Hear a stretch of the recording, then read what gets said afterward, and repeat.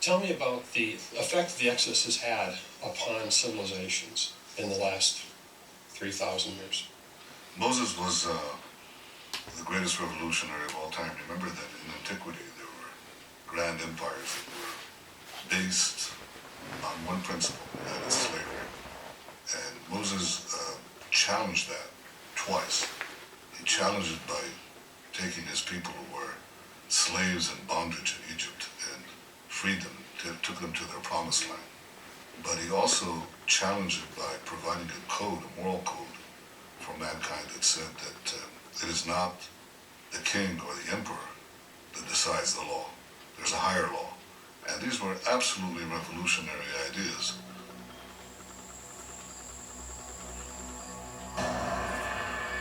The text then says that God sent the 10th and final plague to force Pharaoh's hand. The death of the firstborn of man and beast. The Lord told the Israelites that each household was to slaughter a lamb and mark the doorpost with the blood of the lamb.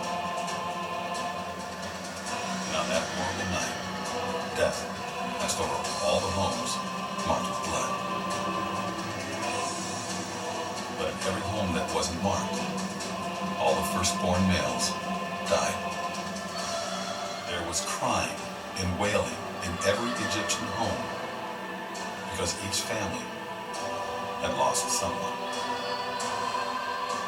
The 10th plague, the death of the firstborn, affected everybody. Even Pharaoh's firstborn died that night, and the will of the people, the Egyptians, was completely shattered. The 10th plague broke Pharaoh's defiance of God, and he finally let Moses and the people go. But then Pharaoh changes his mind, pursues the Israelites with his army, and at the sea, God parts the waters so that the Israelites can escape while it destroys the entire Egyptian army.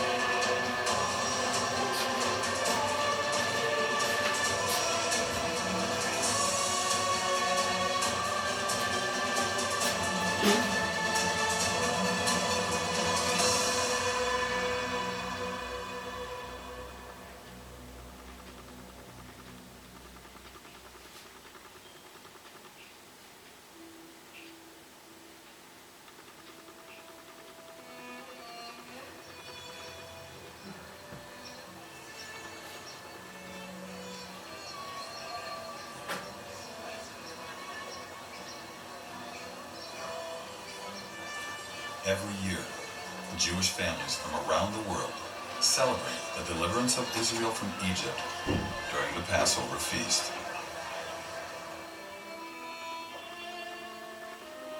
Records confirm that the Passover has been observed for thousands of years. Many believe it is difficult to explain the origin of Passover if there were no real event on which it was based.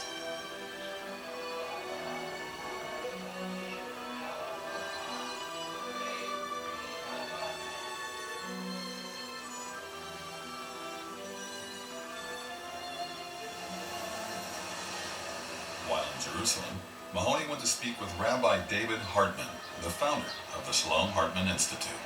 Each year, we celebrate the Exodus as if we were there. We were slaves to Pharaoh in Egypt, and we dramatically celebrate the Passover Seder as if we are participants. So there's always a renewal, always a giving a new spirit into the Passover Exodus story. Because in remembering the Exodus, we remember that in the dark conditions of history, God, the Lord, had in some way made possible through Moses our liberation. But what about those who think the Exodus never happened? Noted Israeli archaeologist Israel Finkelstein specializes in the ancient history of the land of Israel. In his influential book, The Bible Unearthed, he has argued that the Exodus did not happen in the manner described in the Bible.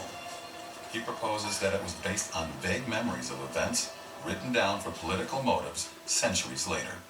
Do you believe in celebrating the Passover?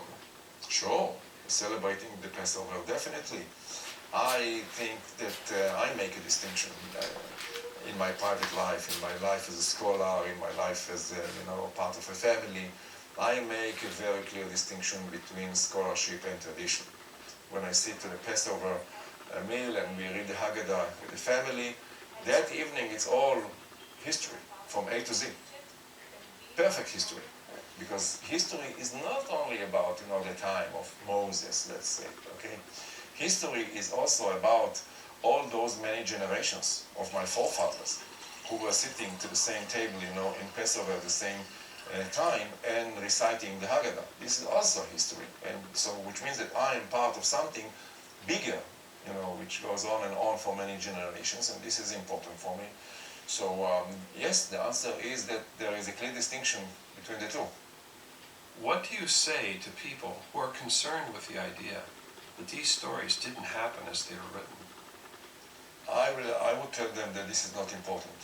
Whether the stories, whether things happened exactly in that way is not important. I think that it is more important to understand the meaning of Exodus, the moral of Exodus. Rabbi Wolpe has said that Professor Finkelstein's work has greatly influenced his thinking. The idea of the Exodus and the Revelation, however you configure it, is central to the Jewish tradition, but I think that doesn't mean that you have to believe that the Torah gives a historical account of it. I don't think the Torah is a book of facts, it's a book of meaning. However, John Bimson shared a very different view. History and theology are tightly intertwined in the Bible. If you took away the historical basis, then you really deprived it of a lot of its theological truth. So much of what the Old Testament says about the character of God and his purposes in calling Israel are intertwined with this story of this people coming out of Egypt and entering the Promised Land. So history and theology are tightly intertwined in the Bible. After more than a decade of searching, this is what it comes down to. Is the Bible's account true history, or is it simply the traditions of a devout people?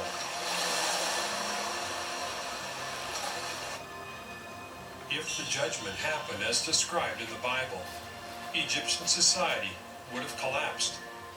Loss of their agriculture, loss of their firstborn sons, loss of their slave force, and the loss of their army. In fact, Moses recorded that Egypt was still suffering from defeat 40 years after the Exodus.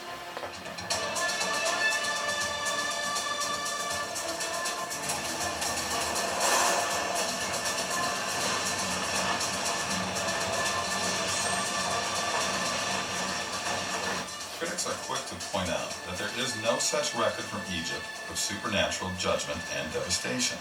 But others believe there is an Egyptian document that actually gives an eyewitness account of the plagues and chaos surrounding the Exodus. Mahoney went to Holland to meet the curator of the Leiden Museum, where this significant papyrus is housed. But Egyptologist Martin Raven sees no evidence for the Exodus in this document or anywhere else. The story of the Exodus is described in the Old Testament. It's part of the national history of the Jewish people, or so they say.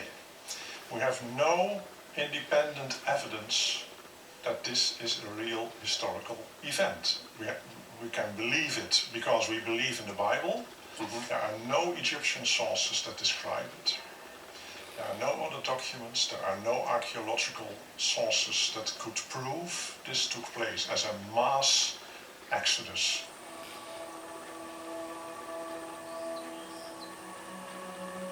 Raven's position, again, is that of most Egyptologists today. But there are some scholars who suggest that descriptions found in this Egyptian document bear a remarkable resemblance to the plagues of the Bible, only from an Egyptian point of view. Written by a scribe named Ipuwer, the papyrus known as the Admonitions of an Egyptian Sage poetically describes a series of calamities and the chaos that followed. Ipuwer.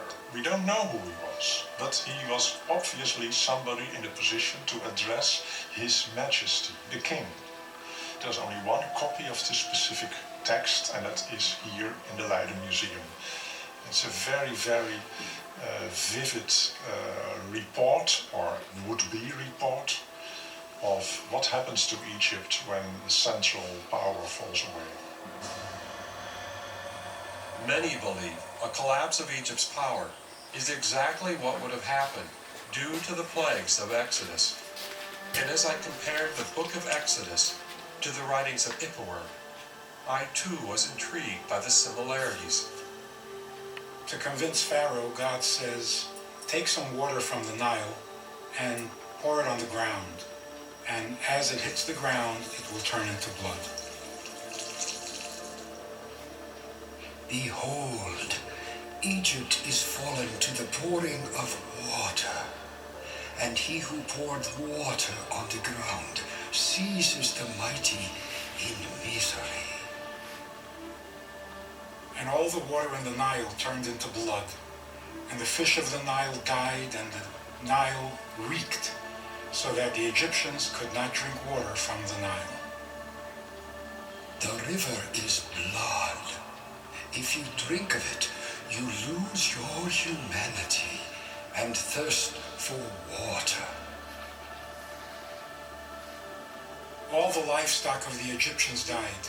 Fire ran down from heaven, and the Lord sent hail upon the land. Even the flax and the barley were smitten. Gone is the barley of abundance. Food supplies are running short. The nobles hunger and suffer. Those who had shelter are in the dark of the storm.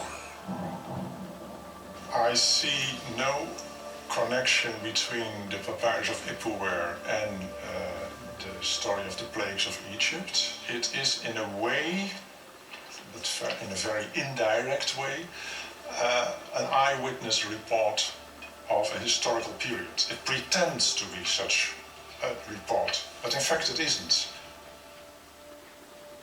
At midnight, the Lord struck down all the firstborn in the land of Egypt, from the firstborn of Pharaoh sitting on his throne to the firstborn of the captive in the dungeon. Behold, plague sweeps the land. Blood is everywhere, with no shortage of the dead. He who buries his brother in the ground is everywhere. Woe is me for the grief of this time. And there was great wailing throughout the land of Egypt, for there was not a house without its dead. Wailing is throughout the land, mingled with lamentations. All the time we have to convince ourselves that this person can't have seen all this. He imagined it, or he had received his inspiration from other similar propagandistic literature. Because it's so fantastic. Yes, it's very fantastic, but he hasn't seen it, he just imagined it. Don't confuse this with the message of the Bible, the 10 plagues. That's a quite different story. Whether this happened or not is irrelevant. It's a beautiful literary document. And again, yes, God was angry and punished the Egyptians, but this is just a literary cliché. The influential Egyptologist, the late Miriam Lichtine, ruled out the possibility that the papyrus, the admonitions of Ipuwer, referred to a real national calamity. Agreeing with other scholars, she stated the following. The description of chaos in the admonitions is inherently contradictory, hence historically impossible. On the one hand, the land is said to suffer from total want. On the other hand, the poor are described as becoming rich, of wearing fine clothes, and generally of disposing of all that once belonged to their masters. However, when you read the biblical account, it becomes clear how this apparent contradiction could have happened. Moses told the Israelites to ask the Egyptians for silver and gold jewelry and for clothing. People are stripped of clothes. The slave takes what he finds. Gold, lapis lazuli, silver, and turquoise are strung on the necks of female slaves. The Lord gave the people favor in the sight of the Egyptians, so they gave them whatever they asked. Thus they plundered the land of Egypt. The very point that Miriam Lichtheim viewed as contradictory and therefore historically impossible is the very point that most specifically matches the biblical text. But Martin remains unconvinced. He revealed to me the main reason why. It's out of the question that it can refer to one and the same event. Conventional chronology has it that the Exodus took place somewhere during the Ramesside period in Egypt, maybe around 1200 BC. Whereas our papyrus, when you look at the grammar and the literary figures, etc., there's no question that it was composed in the Middle Kingdom, and it is 600, 700, 800 years early. But I realized that all the other evidence I had looked at was also converging in the Middle Kingdom, not the time of Ramesses. And was it just another coincidence that this document was originally composed in the only period when Egypt's delta was dominated by large numbers of Semites?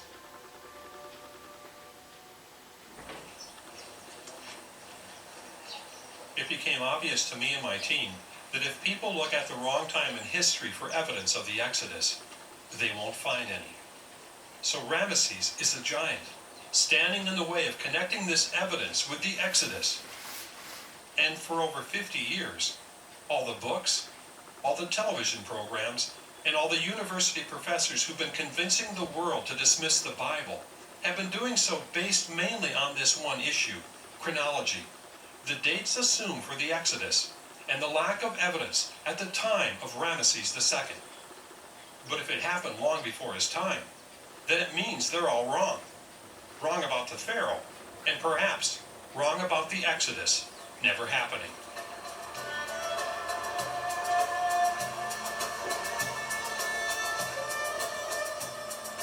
Roll took Mahoney to see the replica of a monument erected just a few years after Ramesses' death by his son, Merenta.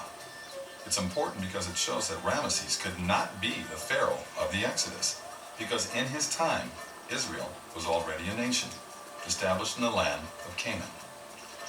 So this is the famous Merenta stela, or what we call the Israel stela. And it actually belongs to the king Merenta up there at the top. You can see him facing the god Ammon.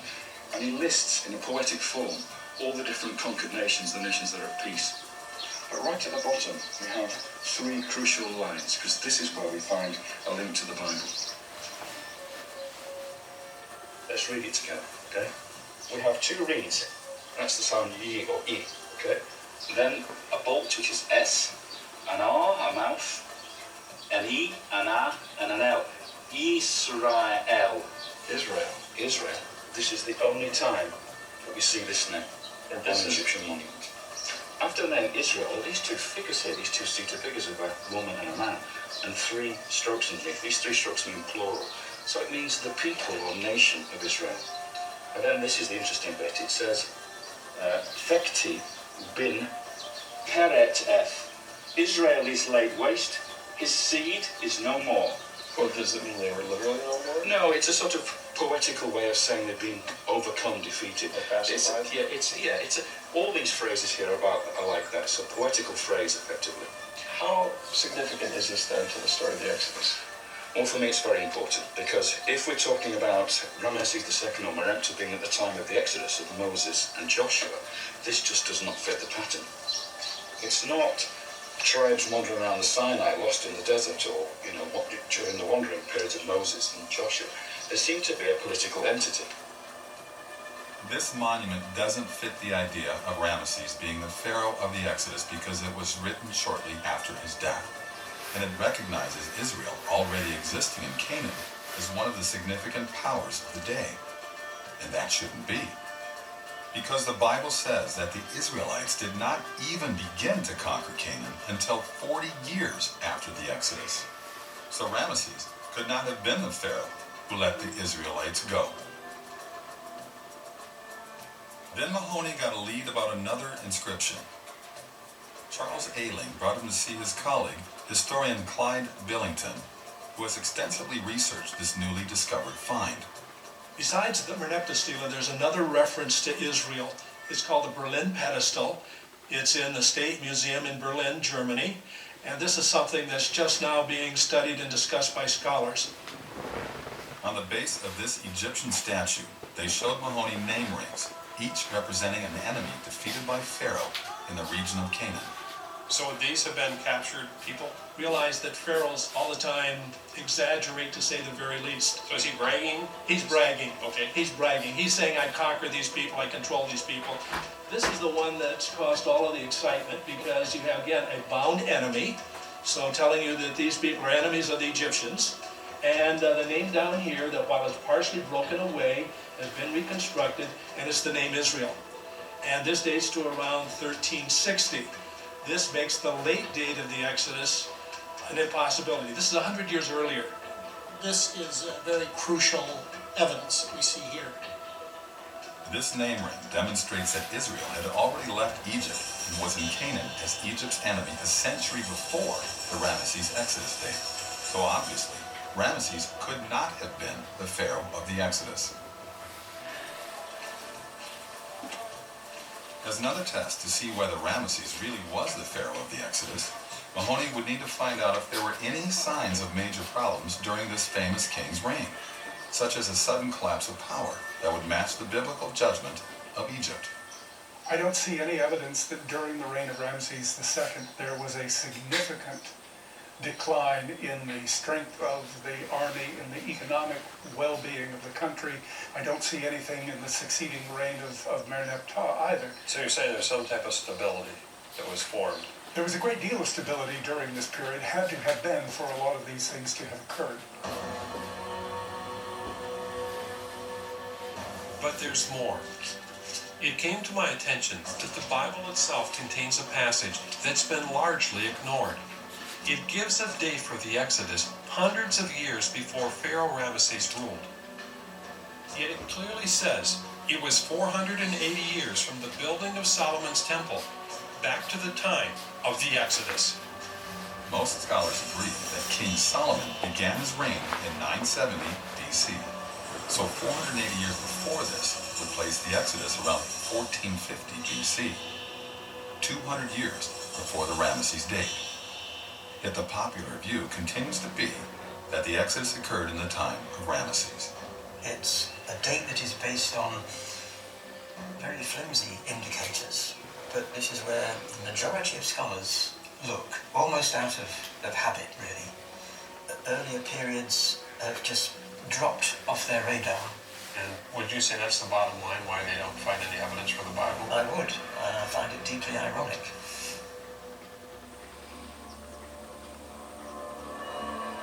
If I'm going where the evidence is strongest, then I've got to look beyond the Ramesses Exodus theory. And that's really encouraging, because it means that the events of the Exodus can be shifted 200 years earlier.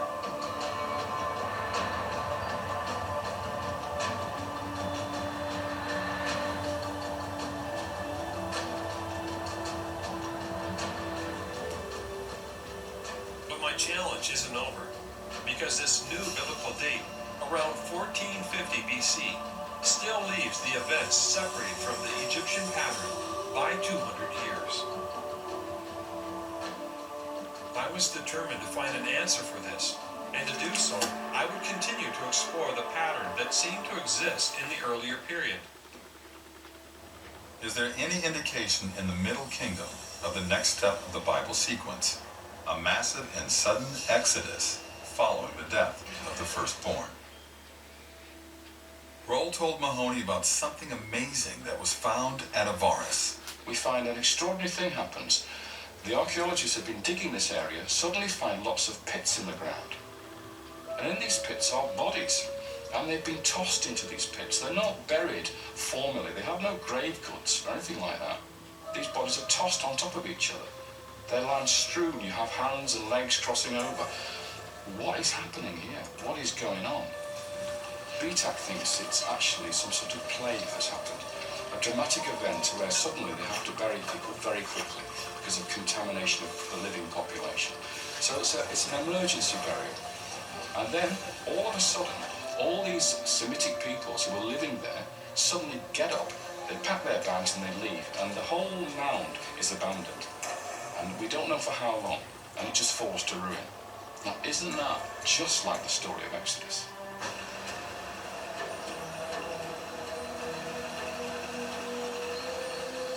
"120 miles to the south of Avaris, another similar abandonment was uncovered at the town of Cahoon. Excavators found a walled and guarded settlement, which supported a large Semitic population. They also found documentation of slavery. Mysteriously, the inhabitants here seem to have disappeared overnight. According to Professor Rosalie David, the town's abandonment was sudden and unpremeditated. Their goods were found in the streets and houses of Cahoon, exactly where they were left before being buried by the sands of the desert so long ago. One of the great moments in Egyptian history is the collapse of Egyptian civilization, when these foreigners invade, these Hyksos rulers come in and destroy the land, and the Egyptian native rule is completely suppressed. Egypt is on its knees. That's what we see in the archaeological evidence of this period. And it only happens once in 1,000 years of Egyptian history. If we can link this to a very famous tradition told to us by an Egyptian priest called Manetho, he wrote a history of Egypt in the 3rd century BC. And what we end up with is a story like this. In the reign of a king called Dudimose, one of the last kings of the 13th dynasty, in his reign, God smote the Egyptians. And God here is singular. You would expect to see, and the gods smote the Egyptians, but you don't. You see God smote the Egyptians. And then, because of the smiting, whatever the smiting is, foreigners, people of obscure race, invade Egypt from the north. And they conquer the land without striking a blow, is the term. And why? Because God smote the Egyptians. Something had happened to devastate Egypt, which made them unable to defend themselves. And these marauding hordes took over the whole country. And we call this the Hyksos period. And they enslaved the Egyptians. But the point is, they could have defended themselves. They had a mighty army, except for the fact that God had smitten the Egyptians.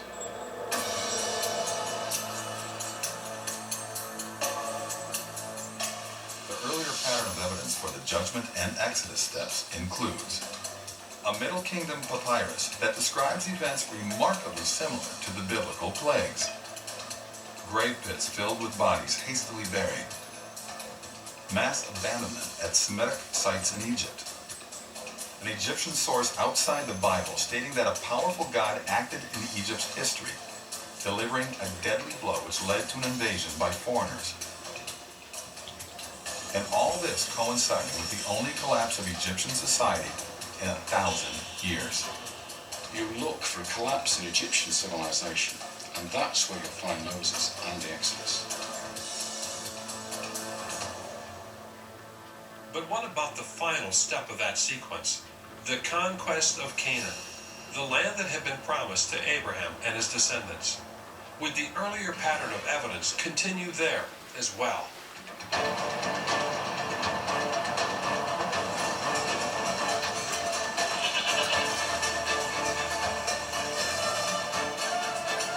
The children of Israel leave Egypt.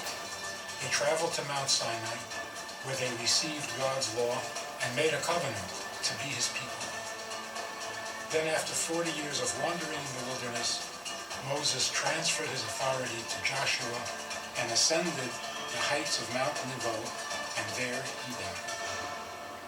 The Israelites had been waiting centuries for the promise to be fulfilled, and now it was Joshua who would lead them in their conquest of Canaan. The land of Canaan was very different from Egypt.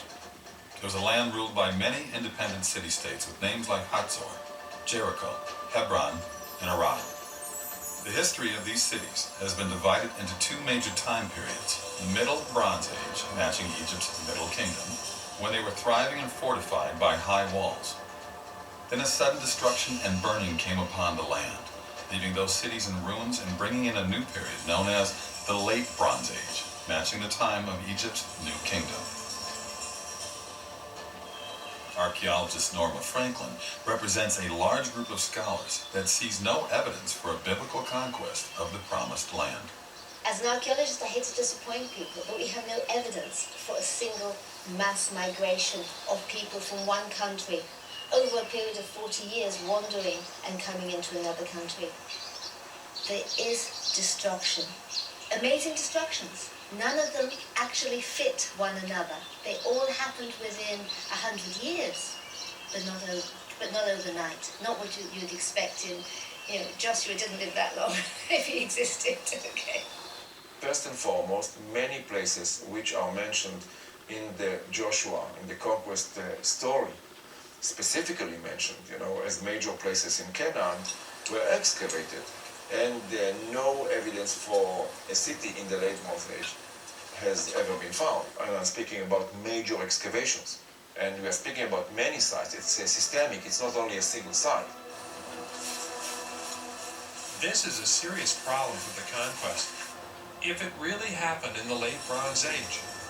But again, what if it happened in the earlier Middle Bronze Age? It seemed only logical to begin by looking at the key site of Jericho, the first city the Israelites are said to have destroyed. And we know exactly where that was.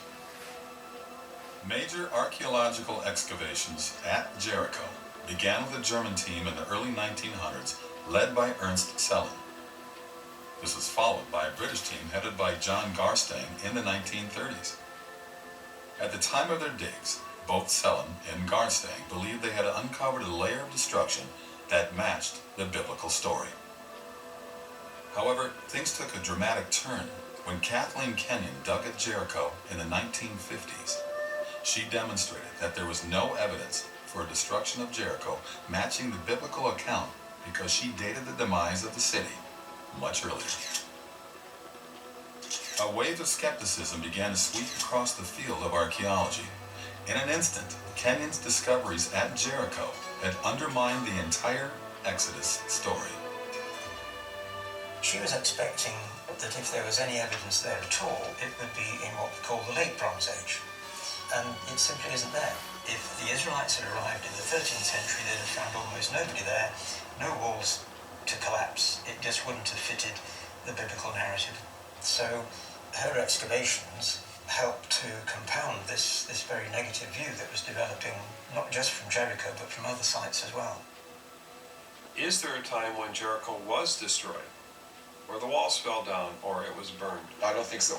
I don't think that we have evidence, this kind of evidence in the case of Jericho, and I don't think that we can really look for this evidence. We are very much past this phase of archaeological research. But David Roll sees things differently. If people are telling us that there was no Jericho at the time that Joshua conquered the Promised Land, and therefore Joshua is a piece of fiction, and therefore the conquest is a piece of fiction, and then probably Exodus is a piece of fiction as well. If that's the case, why don't we ask the simple question, well, when was Jericho around? When was Jericho destroyed? And start from that point of view. The conquest began with the Israelites crossing the Jordan River. Joshua sent men to spy out the massively walled city of Jericho, and there they met a harlot named Rahab, who reported that all in the land had heard what God had done for the Israelites, and they were terrified. Rahab hid the spies and aided their escape to the mountains. What evidence do you see matching the conquest of Jericho? First of all, we're told that Jericho was fortified. When the archaeologists dug the city, particularly Kathleen Kenyon, when she did her work in the 50s, discovered that the tell that the city's built on was surrounded by a great earthen rampart. Excavators found that Jericho was protected by a brilliant defensive system. At its base was a stone retaining wall more than 15 feet high. with a defensive extension wall of mud bricks rising higher still. Beyond this was the rampart, a steep slope covered with a slick surface of white plaster, where attackers would have been exposed to arrows and slingstones from above. At the top of this rampart was the main city wall, also made of mud brick, this one more than 25 feet high and 10 feet thick. Imagine the dread and the desperate panic of the people of Jericho. Day after day for 6 days, the people of Israel are walking around their city with the Ark of the Covenant and the sounding of ram's horns. Then on the seventh day, they encircle the city 7 times, and the priests give a long blast on their horns. The people let loose with a mighty shout. The walls come tumbling down.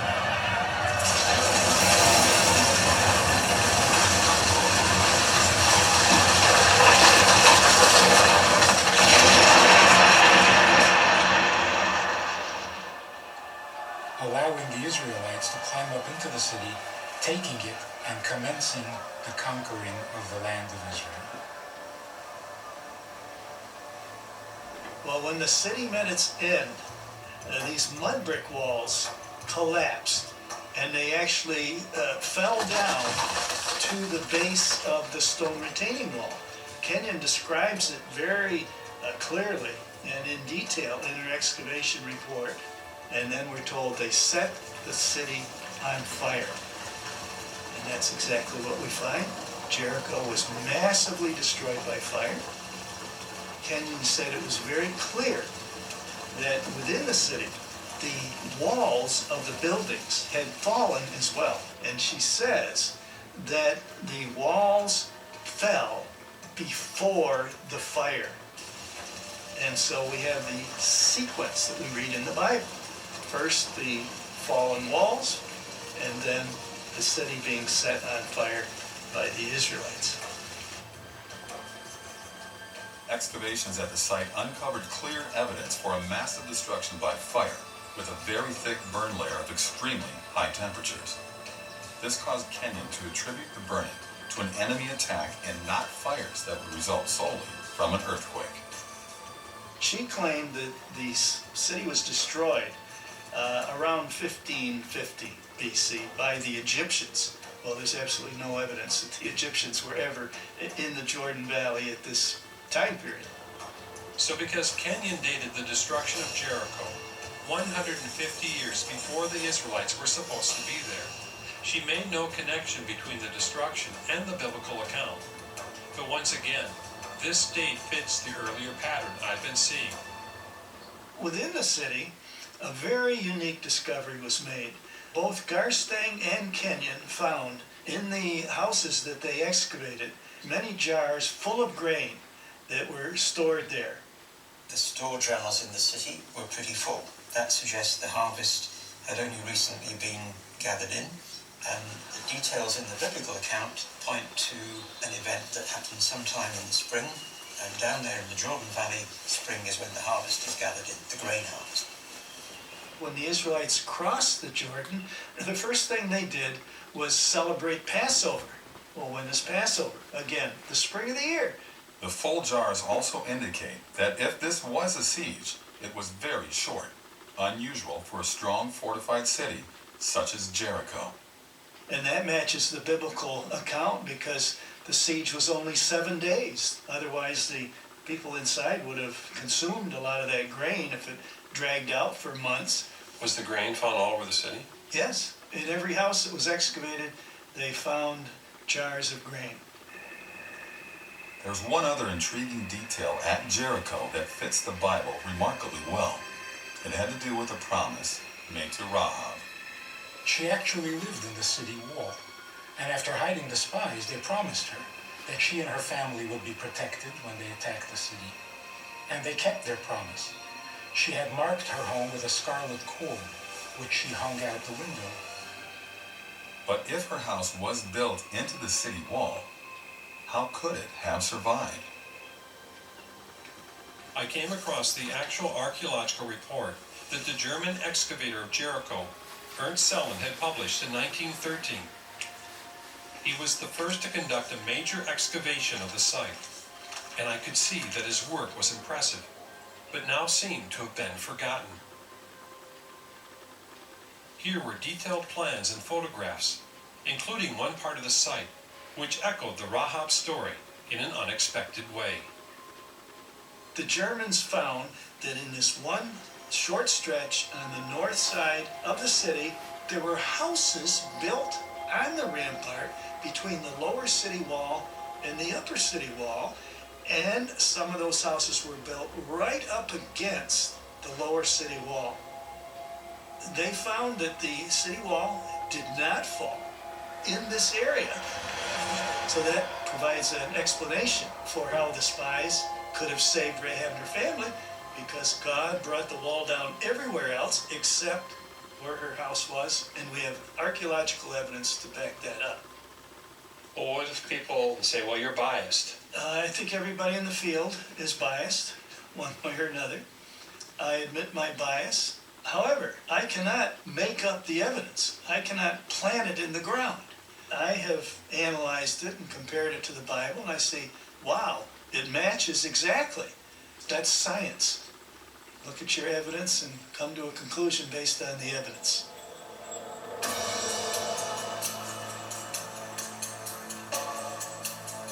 Archaeologists have uncovered a city with high fortification walls that fell down.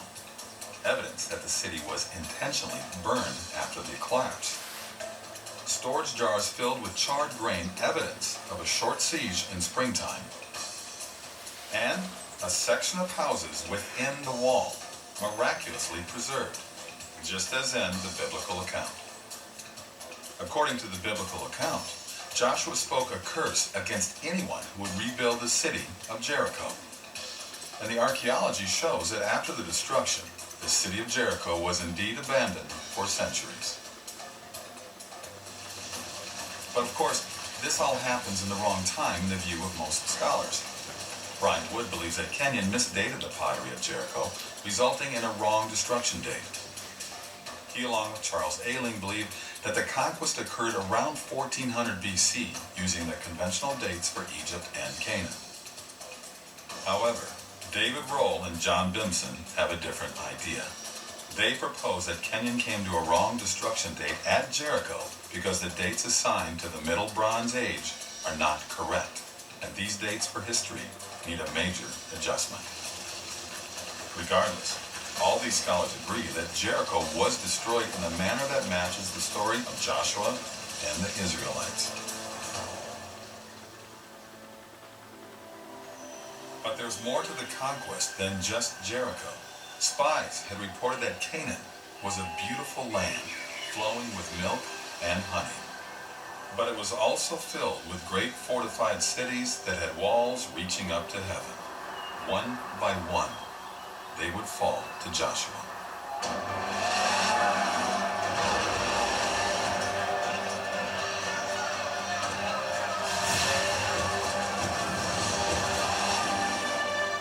Then Joshua turned north and headed for the city of Hazor. Jabin, king of Hazor, gathered all the kings of the region against Israel. Joshua captured Hazor and struck its king with the sword, and Joshua destroyed Hazor by fire. Israeli archaeologists at Hazor found a massive burn layer from the same time as Jericho's destruction. They also found something else. We found tablets in the Middle Bronze Age palace belonging to a king called Jabin, and that's the name of the king that Joshua actually stuck his sword into in the story.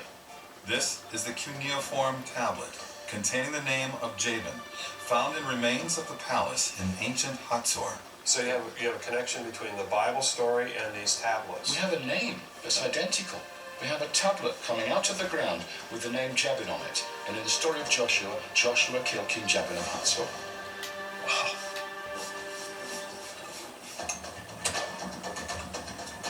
But when looking for the conquest in the expected time period, archaeologists have found no evidence. In fact, many of these sites were not even occupied throughout the entire Late Bronze Age. No high walls, No massive destructions, only a series of burnt out and empty ruins. This has been a key factor in the current skepticism over the biblical account of the conquest. Again, maybe they've been looking in the wrong time for evidence of the Israelites entering Canaan. Because when you look earlier in the Middle Bronze Age, all these cities were occupied, and they were guarded by high walls. And amazingly, they all suffered major destructions in the same short period, just as described in the Bible. When you put those cities side by side, the biblical account and the archaeology match extremely well. I think we have enough destroyed and abandoned cities to say this fits the sequence of events the Bible is describing. There's a high probability that we're looking here at Joshua's conquest. The whole thing, from the beginning of the sojourn in Egypt, the slavery, Moses and the Exodus, the conquest of the Promised Land, is all there in one nice, neat line, but it's way too early. Roll, Benson, and others suggest that this problem didn't start with the Bible. It began with Egypt. They propose that early scholars developed its dating incorrectly, and that new information requires that the events of Egypt's history be shifted forward on the timeline by centuries. And all of a sudden, these things that are too early become contemporary with the events in the Old Testament. They sync up again. Everything links together. I was so excited to hear of this possibility. It would explain why all the evidence has been consistently earlier. But could the history scholars created for Egypt really be off by centuries? I'm very much against chronological revisionism. Very good, very competent historians have been working for decades and decades on Egyptian chronology and Near Eastern chronology. There's still more work to be done, but I don't see a possibility of moving things centuries. I'm not into this business at all, and I think that we know enough to say that we may be wrong 10 years here, 10 years there, but there's no way, to change, to shift centuries. I mean, forget it. You think that we are on solid ground, so there's no need to look for, different centuries.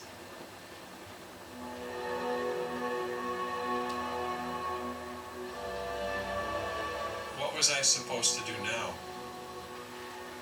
Hoffmeyer and Finkelstein represent mainstream opinion, and I can't simply ignore it. The fact is, the majority of scholars, even believers in the Bible, won't allow the evidence I've seen to be connected to the Exodus. It's just too early. This is the biggest giant of all, standing in the way of solving this problem. But the biblical pattern was so strong that I just couldn't let it go.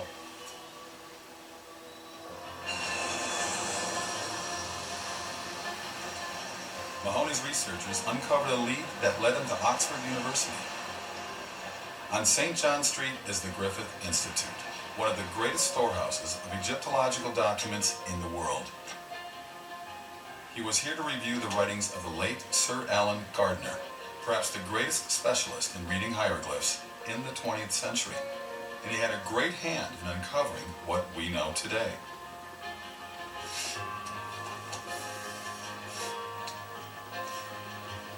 I was moved as I looked through his personal notes. In some ways, I was following a path that he had helped to clear. After a lifetime of searching, Gardner wrote something that directly impacted the question I was dealing with. It must never be forgotten that we are dealing with a civilization thousands of years old, and one of which only tiny remnants have survived.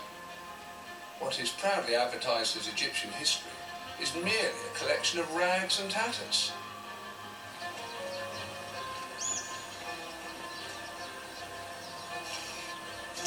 If all we have are rags and tatters, how sure can we be about the dates?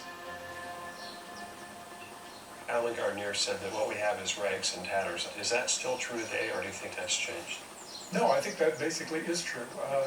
What's interesting about the source material from ancient Egypt, though, is that those rags and tatters are more numerous and of a more varied kind than almost any other civilization on the face of the earth.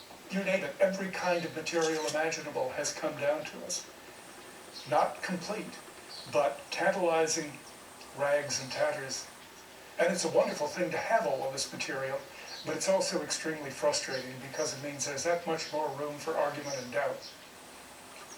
Kent Weeks made no indication that he'd be in favor of anything as major as shifting Egypt's history by centuries. But the reality is, a shift wouldn't just affect Egypt, because the archaeological dates for Canaan and the surrounding region are all dependent on Egypt's history. When all is said and done, it's the Egyptian chronology that underpins everything else that's being done throughout the rest of the known world. It's a big responsibility, and it's one of the reasons that people look at it so closely, because in terms of reconstructing ancient history, a lot hinges on the answers. So if Egypt's historical dates are not that certain and need adjusting, then Canaan's history would also require the same kind of shift, because they're connected. But a lot of people don't want to do that. No, because Egyptian chronology has been assumed to be fixed for a very long period of time. So the whole idea of taking it apart and starting again is anathema to most Egyptologists. Because it would undo a lot of their books, wouldn't it? It certainly would, yes. But there's mounting evidence that the current reconstruction of Egyptian history has major problems that have nothing to do with the Bible. There's a whole host of reasons for being skeptical about the current Egyptian chronology. Some of them to do with Egypt itself, but a lot of them from outside Egypt, which a number of people are beginning to look at. Other good scholars maintain that you don't need to change Egypt's timeline in order to see evidence for the Exodus. James Hoffmeyer believes textual clues in the Bible point to the Exodus happening at the 1250 BC Ramesses Day. Brian Wood and Charles Ayling believe the Exodus occurred around 1450 BC, using the conventional dates for Egypt and Canaan. They believe a case can be made for Israelites living in Egypt prior to that time, and later Israel appearing as a nation in Canaan. So an exodus of some kind must have taken place.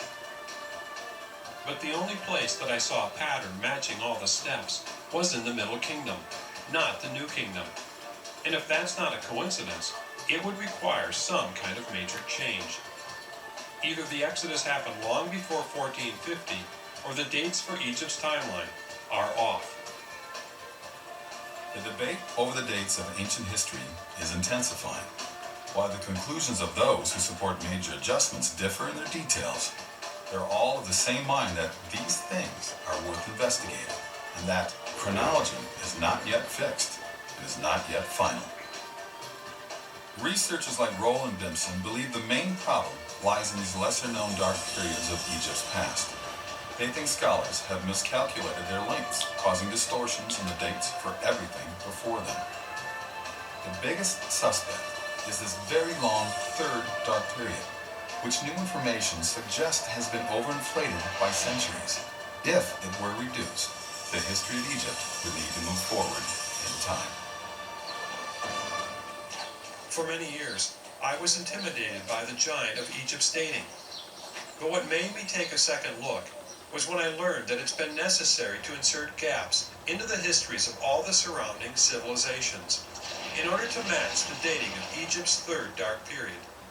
Yet the archaeology of these cultures does not seem to support such gaps. Something was wrong. What might history look like if the dark periods were adjusted the way that some scholars believe the evidence demands?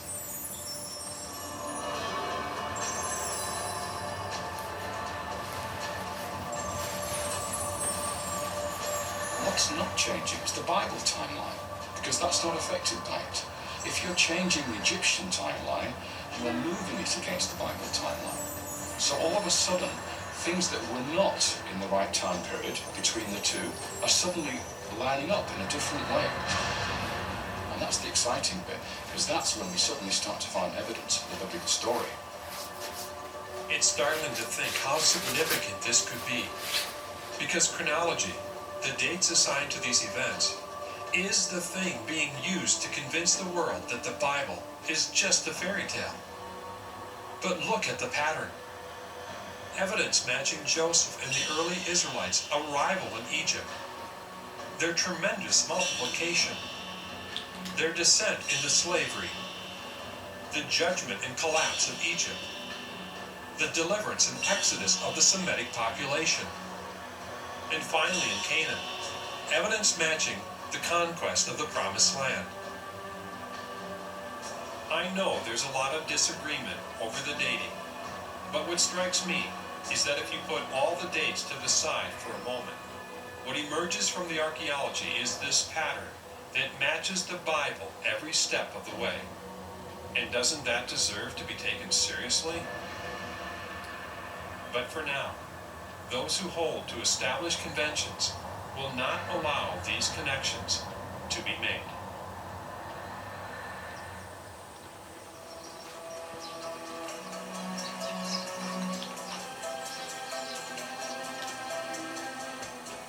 I'm not an Egyptologist, I'm a filmmaker. And I'm not endorsing any one dating theory out there. I'm just searching for the truth. Because isn't that what the pursuit of both science and faith should be? A search for truth. At the end, the audience, the people themselves, they will judge. They will know if you are a scientific man, a logical theory, or you are exaggerating, or you have some story from your own mind. Are these findings just an exaggeration? Or is looking for the Exodus at the earlier date the key step in bringing the Bible out of the shadows of myth and into the light of true history? People wonder why they haven't heard about this before. But what I found out was that a lot of people don't want to talk about it. Archaeologists, people in the media, no one's willing to actually tell this story. And I had to ask that same question of myself. Was I willing to follow this story to where it really led? But there is something to these ancient stories, and we just felt that, you know what, we just had to let people know what the truth was.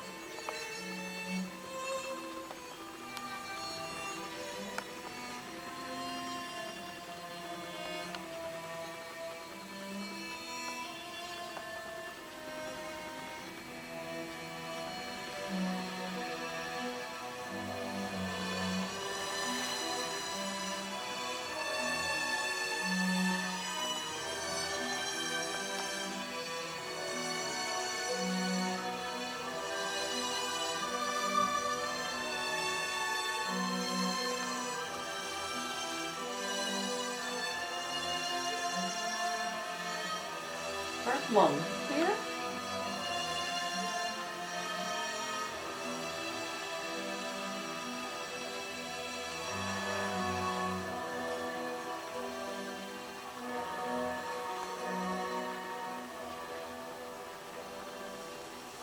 After the Israelites left Egypt, it is written they miraculously crossed a mighty sea and traveled on to Mount Sinai.